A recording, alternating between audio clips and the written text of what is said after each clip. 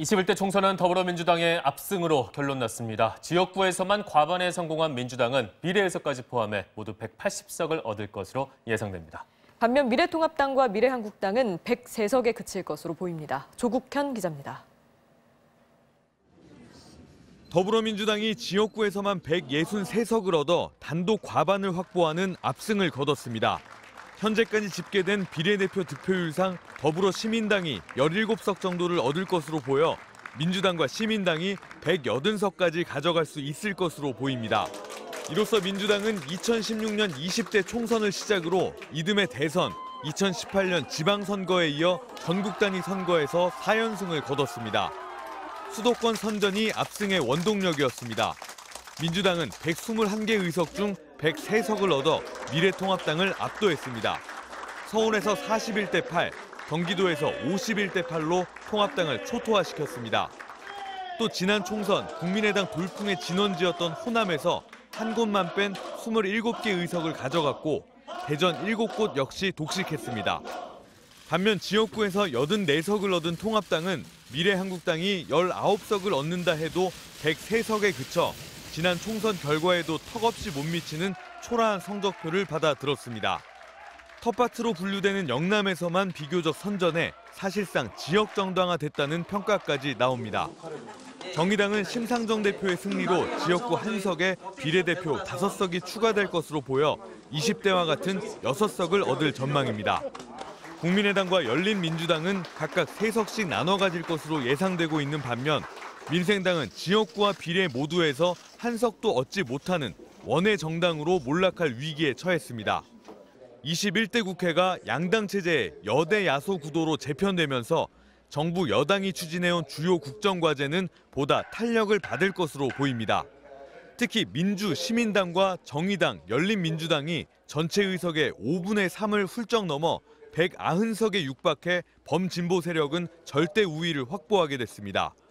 한편 이번 총선 최종 투표율은 66.2%로 28년 만에 최고치를 기록했습니다. 정권 심판보다는 코로나19라는 국난을 극복하기 위한 안정론에 힘을 실어준 것으로 해석됩니다. MBC 뉴스 조국현입니다. 유례없는 압승을 거둔 더불어민주당은 무거운 책임감을 느낀다는 입장을 밝혔습니다. 더불어시민당과 함께 국회 운영의 주도권을 쥘 수 있는 180석을 확보한 만큼 개혁과제 입법에 속도를 낼 것으로 보입니다. 조재영 기자가 취재했습니다.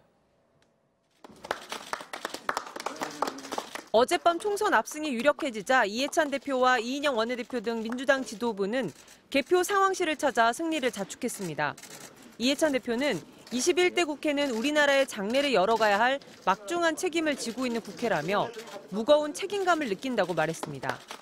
코로나와의 전쟁, 경제 위기의 대응 이런 부분들에 대해서 저희가 할 수 있는 혼신의 힘을 다하는 것이 우리를 지켜해 주신 국민의 뜻에 부합하는 일이라고 생각을 하고 최선을 다하겠습니다.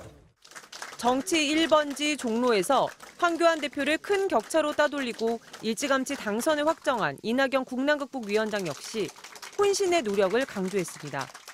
코로나19와 경제 위축이라는 국난의 조속한 극복에 혼신의 노력을 다하겠습니다. 이 위원장은 최선을 다해 애쓴 황교안 후보의 노고에 경의를 표한다면서 자신과 민주당을 지지하지 않은 국민들의 뜻도 헤아리겠다고 말했습니다. 미래통합당 황교안 대표의 대선 전초전에서 승리하면서 이 위원장의 차기 대권주자로서의 입지도 더욱 굳건해질 것으로 보입니다. 단독으로 과반이 훌쩍 넘는 의석을 확보한 민주당은 21대 국회에서 집권 여당으로서 강력한 주도권을 쥐게 됐습니다.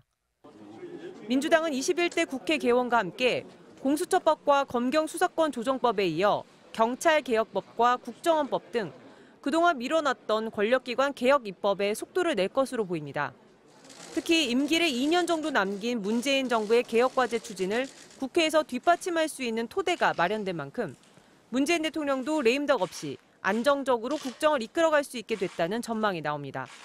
MBC 뉴스 조재영입니다. 사상 최악의 성적표를 받아든 미래통합당은 큰 충격에 빠졌습니다. 서울 종로 선거에서도 패배한 황교안 대표는 총선 참패의 책임을 지고 사퇴했습니다. 이준범 기자가 취재했습니다. 서울 종로선거 낙선과 미래통합당의 총선 참패라는 결과를 받아든 황교안 대표는 곧바로 대표직 사퇴를 선언했습니다. 어젯밤 11시 반쯤 긴급 기자회견을 열어 모든 책임은 자신이 짊어지고 가겠다고 말했습니다. 저는 이전에 약속한 대로 총선 결과에 대해 책임을 지고 모든 당직을 내려놓겠습니다. 황 대표는 당분간 일선에서 물러나 국가와 국민을 위한 역할이 무엇인지 성찰하겠다며 구체적인 향후 계획을 밝히지는 않았습니다. 계획은 어떻게 됐어요? 조심하세요. 정치를 계속 하시겠다는 거 맞으신 거죠? 알겠습니다. 통합당은 차명진 후보의 세월호 막말 논란 등 선거 막판 악재가 겹치긴 했지만 이 정도까지 참패할 줄은 몰랐다며 당황한 기색이 역력합니다. 황교안 대표가 사퇴하면서 미래통합당은 1년 2개월 만에 다시 비상대책위원회 체제로 돌아가게 됐습니다. 하지만 새 지도부를 예측조차 할 수 없을 만큼 당의 앞날이 불투명하다는 게 문제입니다. 총선을 앞두고 구원 투수로 영입했던 김종인 총괄선대위원장은 어제 오전 이후 아예 모습을 보이지 않았습니다. 심재철 원내대표를 비롯한 최고위원들도 대부분 낙선했습니다. 이 때문에 유승민 의원과 무소속으로 출마한 홍준표 전 대표의 등판 가능성까지 거론되지만 봉합됐던 계파 갈등이 다시 불거질 수밖에 없어 적지 않은 후폭풍이 예상됩니다. MBC 뉴스 이준범입니다. 지역구 4곳 중 1곳이 경합으로 분류될 정도로 이번 총선에서는 초접전 지역이 유독 많았습니다. 특히 수도권에 이런 지역이 많았는데 대부분 민주당이 승리하며 총선 압승을 견인했습니다. 강현석 기자입니다. 수도권 8곳은 새벽 3시까지도 승부가 결정나지 않았습니다. 대통령의 입과 보수 잠룡으로 화제의 중심에 있던 서울 광진을은 엎치락 뒤치락을 반복하다 결국 민주당 고민정 후보가 2.6%, 2,700여 표 차이로 통합당 오세훈 후보를 눌렀습니다. 나머지 7곳도 1% 남짓 표 차이로 결국 승부가 갈렸습니다. 특히 무소속 윤상현 당선인과 민주당 남영희 후보의 표 차이는 170여 표밖에 되지 않았습니다. 경기 안산 단원을 김남국 당선인은 3,600여 표 차이로 승부를 갈랐고 남양주병 김용민 당선인과 인천 연수울 정일영 당선인 모두 통합당 후보의 근소한 표 차이로 승리했습니다. 끝을 알 수 없는 승부가 이어지다 개표를 코앞에 두고서야 승패가 결정되는 곳도 속출했습니다. 대전 중구에선 민주당 황운하 후보가, 충남 공주 부여 청양에선 통합당 정진석 후보가 막판 역전극을 펼치며 당선됐습니다. 부산 남구을에선 민주당 박재호 후보가 통합당 이현주 후보를 1,400여 표 차이로, 사업구 갑에선 민주당 최인호 후보가 697표 차이로 당선됐습니다. 경남 양산을은 민주당 김두관 후보가 1,500여 표 차이로 당선됐고 창원 진해구는 통합당 이달곤 당선인이 민주당 황기철 후보를 누르고 국회에 입성했습니다. MBC 뉴스 강현섭입니다. 이번 선거에서 한편의 드라마를 쓰면서 국회에 입성한 화제의 당선인들도 있습니다.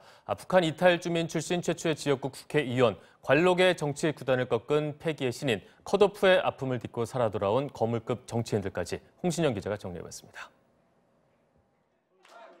전 북한 주영국 대사관 공사를 지낸 서울 강남갑 통합당 태구민 후보. 북한 이탈 주민 출신 최초의 지역구 국회의원이란 타이틀을 갖게 됐습니다. 제 개인의 승리가 아니라 우리 강남 주민들의 승리라고 생각합니다. 민주, 통합, 정의당의 3자 대결이 벌어진 인천 연수울에서는 민주당 정일영 후보가 당선됐습니다. 2번이나 공천 탈락의 위기를 벗어난 통합당 민경우 후보의 행운이 본선에서는 이어지지 않았습니다. 호남 정치 1번지 전남 목포에서는 세대 교체가 현실화됐습니다. 민주당 김원희 후보는 지역에서 내리 3선을 지낸 정치구단 박주원 후보를 제치고 패기의 신인으로 여의도행에 합류했습니다. 계속된 세월호 막말로 당에서 제명까지 됐던 통합당 차명진 후보는 결국 민심 앞에 무릎을 꿇었습니다. 반면 선거 막판 여성 비하 팟캐스트 출연으로 논란이 된 민주당 김남국 후보는 경기 안산을에서 당선됐습니다. MBC 뉴스 홍신영입니다.